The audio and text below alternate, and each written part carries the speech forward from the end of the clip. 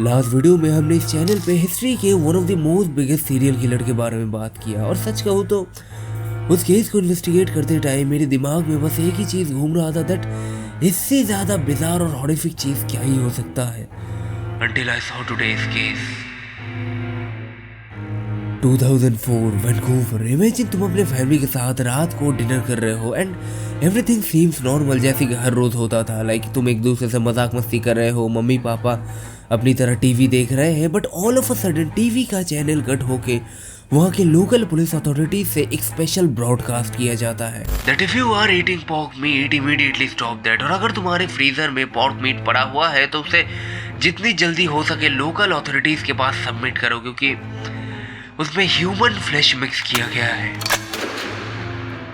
But जब तक तुम्हें ये बात पता चलता है इट्स ऑलरेडी टू लेट, क्योंकि पिछले 10-15 सालों से तुम अननोइंगली ह्यूमन मीट कंज्यूम कर रहे थे। ड्यूरिंग दैट टाइम वैंकूवर से आए दिन कई सारी लड़कियां गायब हो रही थी एंड किसी को नहीं पता कि वो कहाँ जा रहे थे या कौन उन्हें गायब कर रहा था। लेकिन कुछ ही सालों बाद जब ये मिसिंग वुमेन्स का आंकड़ा 60 से ऊपर चला गया तब जाके पुलिस ने इस केस को इन्वेस्टिगेट किया, जहाँ की उन्हें लेटर एक फार्म के बारे में पता चलता है जो कि literally real life walking dead के सेट से कम नहीं होता। वो इंटायर फार्म लाशों से भरा हुआ था एंड हाँ, उन सारी मिसिंग वुमेन की लाशें वहां से मिली in a very disturbing condition. The scene was so terrifying कि उस फार्म के जो पिग्स थे वो ओपनली ह्यूमन फ्लैश कंज्यूम कर रहे थे और इन सब के पीछे बस एक ही नाम आ रहा था, रॉबर्ट पिक्टन।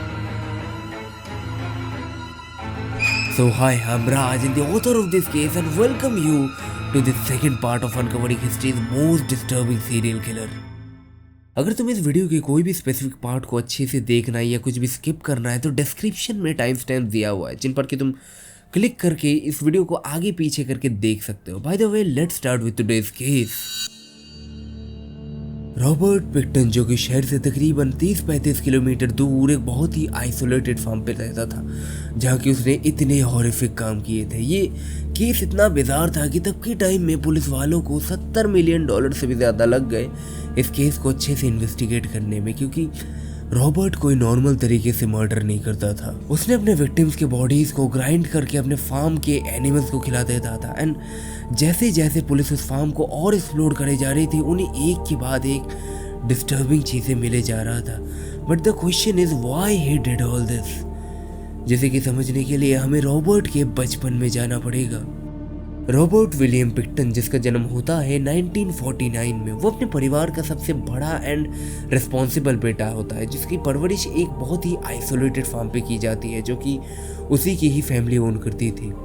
पिक्टन फैमिली में कुल मिला के 5 लोग थे, उनके माता पिता, 2 भाई और एक बहन। लेकिन लेटर पिक्टन के माँ बाप ने उसके बहन को एक रिलेटिव के घर भेज दिया because they think that the farm is not a suitable place for a girl child like her to grow up. जिसके बाद रॉबर्ट एंड उसका छोटा भाई डेविड उनके माँ बाप के साथ रह रहे थे and they were terrible human beings. बचपन से इन दोनों भाइयों को स्लेव की तरह काम करवाया जाता था by their own parents and because they never treat them as their own children. Like तुम इससे समझ ही सकते हो कि इस फर्म पे अराउंड 700 से ज्यादा पिग्स और कई सारे एनिमल्स थे जिन्हें कि टोटली ये इन बच्चों से संभालते थे। एंड अगर मैं तुम्हें उस फर्म के बारे में बताऊं तो that place was literally hell, नरक से कम नहीं था, क्योंकि this family never give a shit about hygiene या इंसान की तरह रहना बिकॉज उनके माँ बाप ने उन्हें कभी इंसान की तरह ट्रीट ही नहीं किया। लाइक उस फॉर्म पे वो चारों लिटरली एनिमल्स की तरह रह रहे थे, ना नहाते ना कपड़े धोते एंड वैसे ही कंडीशन में वो स्कूल जाते हैं जहाँ रॉबर्ट को दूसरे बच्चे बुली करते स्टिंकी पिगी बोल के because of his appearance. But later कुछ ही सालों बाद जब रॉबर्ट 14 साल का था उसने पढ़ाई छोड़ के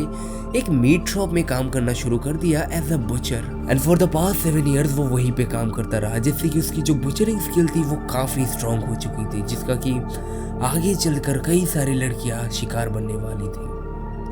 देखो रॉबर्ट बचपन से एक नॉर्मल बच्चा था like every other kid, but since childhood वो कुछ ऐसे ट्रॉमास से गुजर रहा था जो कि अनकॉन्शियसली उसे एक सीरियल किलर में शेप कर रहा था। जैसे कि जब वो स्कूल छोड़े कुछ ही दिन हुए थे उसका भाई डेविड नया गाड़ी चलाना सीख रहा था and on a random day वो अपने फैमिली वैन को लेकर कहीं जा रहा होता है जहाँ के बीच रास्ते उसने एक 14 साल के बच्चे को उड़ा दिया था। That was totally a accident. लेकिन डेविड वहाँ बिना रुके उस जगह से सीधा भाग जाता है। एंड घर जाने के बाद उसने ये पूरा इंसिडेंट अपने मॉम को बताया। उसकी मॉम लुइस, जो कि कुछ ही देर बाद अपने 2 बेटों के साथ उस स्पॉट पे पहुंचता है जहाँ की वो लड़का अभी भी जिंदा था। एंड ये बात इन तीनों को बहुत अच्छे से पता था, लेकिन बजाय उसे हॉस्पिटल ले जाने के उन तीनों ने मिलकर उस लड़के के बॉडी को पास के एक रिवर में फेंक दिया। एंड बाद में उन्हें पता चलता है कि बाद में न्यूज़ में बताया जाता है कि उस लड़की की मौत एक्सीडेंट से नहीं, सफोकेशन से हुई थी। So it wasn't accident anymore, ये एक प्रॉपर मर्डर था जिसमें कि रॉबर्ट ने उसकी माँ की मदद की थी। अब बच्चे अपने माँ बाप को देखकर सीखते हैं। रॉबर्ट बचपन से ही ऐसे कई सारे चीज़ें देखते हुए बड़ा हो रहा था जो कि आगे चलकर उसे कैनेडियन हिस्ट्री का one of the most disturbing serial killer बनाने वाला था। इन 1970 रॉबर्ट के माँ बाप की डेथ हो जाती है एंड वो पूरा प्रॉपर्टी डेविड एंड रॉबर्ट के नाम कर दिया जाता है। प्लस उन दोनों को 1 करोड़ प्लस कैश दिया जाता है फ्रॉम देयर ओन पेरेंट्स, इन जो कि किसी को नहीं पता कि ये उन्हें क्यों ही दिया जाता है, because they where already millionaires, क्योंकि उन्होंने उस ह्यूज लैंड के कई पोर्शंस बेच दिए थे जिनका कि उन्हें आगे चलकर बहुत ही अच्छा खासा वैल्यू मिलता है। एंड जो बचा कुचा लैंड था उसे रॉबर्ट ने एक नॉन प्रॉफिट चैरिटी रजिस्टर करवा दिया by the name piggy palace good time society, जहाँ की बड़े बड़े इवेंट, पार्टीज एंड ऑर्गेनाइजेशन होते जिनमें कि मोर देन 2000 से भी ज्यादा लोग गैदर करते उस जगह पे। एंड इनमें सिर्फ नॉर्मल लोग नहीं होते, बड़े बड़े politicians, off duty officers and criminals like Hells Angel, जो कि एक इंटरनेशनल इलीगल बाइकर गैंग है। इन सब के साथ उन दोनों भाइयों का एक बहुत ही अच्छा खासा टाई अप बन रहा था, बट स्टिल उनमें से कोई भी रॉबर्ट को पसंद नहीं करता था because of his piggy guy persona. By the way, so there are a lot of high profile people जो कि उन पार्टीज में आते थे, बिकॉज यहाँ सिर्फ नॉर्मल पार्टीज नहीं होते थे, drugs, prostitutes, illegal weapon trafficking जैसे और भी कई सारे बिजनेसेस होते थे। लेकिन इतना पैसा आने के बाद भी रॉबर्ट के लिए कुछ नहीं बदला था। वो वैसे ही कंडीशन में जी रहा था जैसे कि वो बड़ा हुआ था।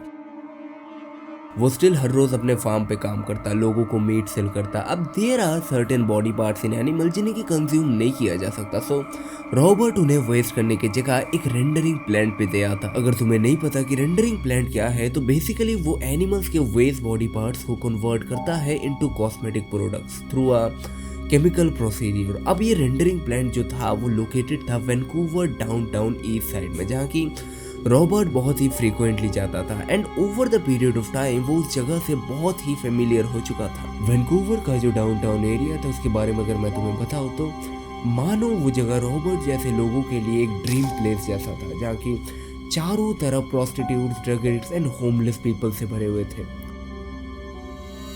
अब आते इस वीडियो के मेन पार्ट पे।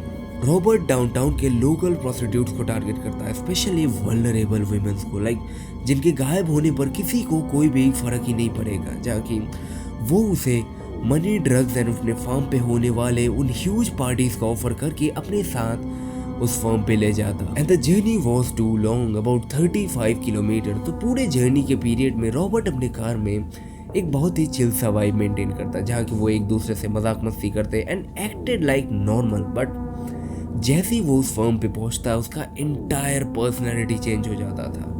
वो बहुत ही एग्रेसिव बन जाता and treated that lady like animals. अब जब वो लेडी इंटरकोर्स के बाद वापस जा रही होती थी, रॉबर्ट उसे पीछे से पकड़ के एक हैंडकफ से बांध देता, जिसके बाद उसे ब्रूटली टॉर्चर किया जाता है। एंड ये टॉर्चर उसे तब तक किया जाता है जब तक कि वो मर नहीं जाती। एंड अगर उसके बाद भी अगर वो स्टिल उस टॉर्चर को सरवाइव कर जाती तो उसे ड्रग के एक्सट्रीम डोजेस देकर मार दिया जाता।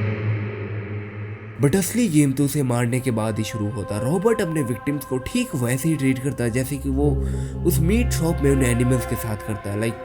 वो उस लड़की को बीच से काटता है, अपने फॉर्म के बाण में लटका देता दूसरे एनिमल्स के साथ, ताकि इसकी बॉडी में जितना ब्लड है वो सारा ड्रेन हो जाए। रॉबर्ट का जो फर्म था वो बहुत ही बड़ा था, जिसमें कि बड़े बड़े इंडस्ट्रियल इक्विपमेंट लगे हुए थे for cutting and other purposes, जिसका कि वो यूज़ करके उन बॉडीज को काटता इनटू स्मॉल पीसेस, जिसके बाद उसे ग्राइंड करके बिल्कुल उसी सेम फॉर्मेट में ले आता, सेम फॉर्म में ले आता जैसे कि वो उन पिग मीट्स को सेल करता, जिन्हें कि वो आगे चलकर लोगों को पॉर्क मीट के साथ मिला के सेल करता। एंड पिगी पैलेस में होने वाले उन ह्यूज पार्टीज में भी वो यही सेम मीट सर्व करता। और अगले 20 सालों तक रॉबर्ट ये काम करता रहा, जहाँ की वो इसी सेम तरीके से अपने विक्टिम्स को एक के बाद एक उसी सेम तरीके से अपने वैन में उठाता एंड हर बारी इंटरकोर्स के बाद उन्हें ब्रूटली मार देता, लाइक टॉर्चर करके मार देता।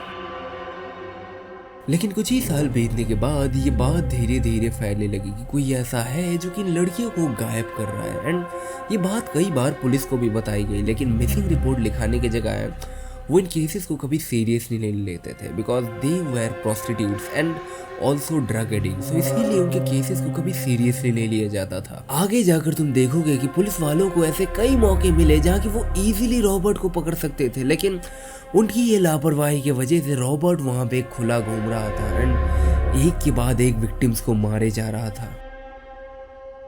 और इस बीच around in 1997 one of his victim जो कि इस फर्म से सक्सेसफुली भाग जाता है एंड वो पुलिस को जाके रॉबर्ट के फर्म में होने वाले उन सारे डिस्टर्बिंग चीजों के बारे में बता देता है। Let me first explain you कि उस दिन हुआ क्या था। रॉबर्ट के लिए सब कुछ रूटीन के मुताबिक ही चल रहा था, जैसे कि वो अपने विक्टिम्स को डाउनटाउन से उठा के अपने फार्म पे ले जाके मार देता। लेकिन इस बार इंटरकोर्स के वक्त रॉबर्ट उसे एक हैंडकफ से बांध के एक चाकू से अटैक करने लगा, जिस पर कि इन रिटर्न वो लड़की वहाँ के पास ही पड़े हुए एक नाइफ उठाकर रॉबर्ट को ब्रूटली इंजर्ड कर देता है एंड जैसी तैसे उस फर्म से भाग निकलती है, जहाँ की उसे किस्मत से एक कपल्स की गाड़ी मिल जाता है जो कि इस लड़की को हॉस्पिटल ले जाता है, बिकॉज रॉबर्ट ने उसे ऑलमोस्ट मार ही दिया था। एंड इसी सेम हॉस्पिटल में रॉबर्ट भी था, क्योंकि वो भी अच्छा खासा इंजर्ड था, जहाँ से कि उसे आगे चलकर अरेस्ट कर लिया जाता है, क्योंकि उसके पॉकेट से वही सेम कीज मिला जिससे कि उस लड़की के हैंडकफ अनलॉक हुए।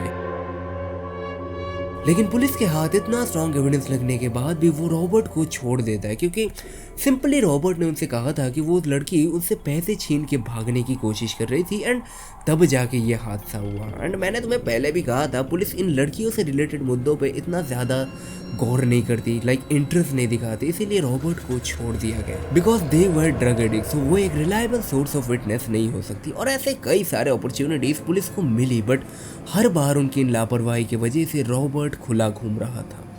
लेकिन धीरे धीरे वैंकूवर के साधारण लोग अपना आवाज़ उठा रहे थे फॉर दोस गर्ल्स, जो कि उन पुलिस अथॉरिटीज़ में एक दबाव बना रहा था। बट तब तक ऑलरेडी 60 से ज़्यादा लड़कियां गायब हो चुके थे, जिन्हें कि ये प्रोटेस्ट करने वाले लोग ही अननोइंगली पॉर्क मीट समझ के खा रहे थे। सोचो, जिन लड़कियों के लिए इतने बड़े बड़े प्रोटेस्ट हो रहे थे, उन लड़कियों को इन प्रोटेस्ट करने वाले लोग ही अननोइंगली मीट समझ के खा रहे थे।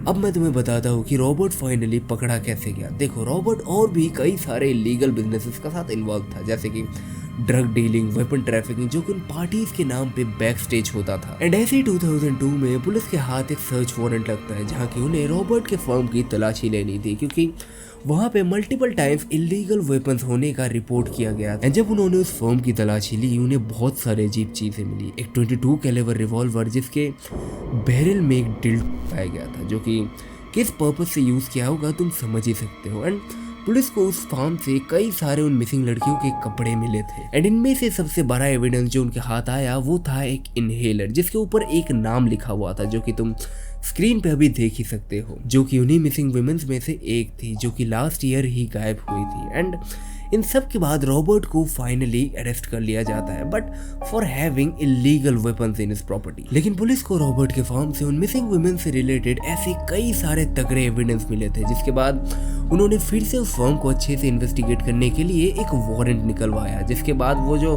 ढूंढने वाले थे वो एक एंटायर कंट्री को हिला देने वाला था। एट दिस पॉइंट उसका फर्म लिटरली वॉकिंग डेड का सेट बन चुका था, जहाँ कहीं भी वो ढूंढ रहे थे उन्हें बस ह्यूमन बॉडीज के रिमेन्स मिल रहे थे into small pieces. And the scene was so terrifying कि उस फर्म के जो पिग्स थे वो ओपनली ह्यूमन फ्लेश कंज्यूम कर रहे थे। बड़े बड़े ड्रम्स में उन लड़कियों के बॉडी पार्ट्स को काट के रखा गया था। And the place was so messed up कि आगे चलकर आर्कियोलॉजिस्ट को बुलाना पड़ता है रिसर्च के लिए, एंड के लिए 2 सालों तक ये इन्वेस्टिगेशन चलता है। लेकिन इतने सारे लड़कियों को मारने के बाद भी रॉबर्ट में कोई भी गिल्ट या अफसोस जैसा कुछ नहीं था। उल्टा वो तो ये सोच के अफसोस कर रहा था कि अगर वो थोड़ा और सेफ्टी से काम करता तो वो एक और लड़की को मार के 50 विक्टिम्स का टारगेट कंप्लीट कर पाता। एंड ये उसने खुद अपने मुंह से कहा है, तो तुम समझ ही सकते हो कि वो कितना मेंटली डिस्टर्ब था। इस एंटायर केस को इन्वेस्टिगेट करने में कैनेडियन गवर्नमेंट को $70 मिलियन से भी ज़्यादा लग गए, जिसके बाद रॉबर्ट को लाइफ टाइम इम्प्रिजनमेंट का सज़ा दिया जाता है। एंड टिल डेट वो प्रॉपर्टी अभी भी वैसे ही पड़ा हुआ है। सम पीपल अज्यूम कि this place is still haunted by those girl, जिसे कि तुम अभी भी गूगल मैप्स पे जाकर देख सकते हो by this coordinate. But the good news is 2 साल पहले ठीक इसी महीने में रॉबर्ट को एक दूसरे प्रिजनर ने मार दिया, जिस पर कि मुझे खुश तो नहीं होना चाहिए, but I just wanted to know your opinion कि उसने ठीक किया या बुरा किया, जो भी है कमेंट कर देना। So till then stay safe and over and out.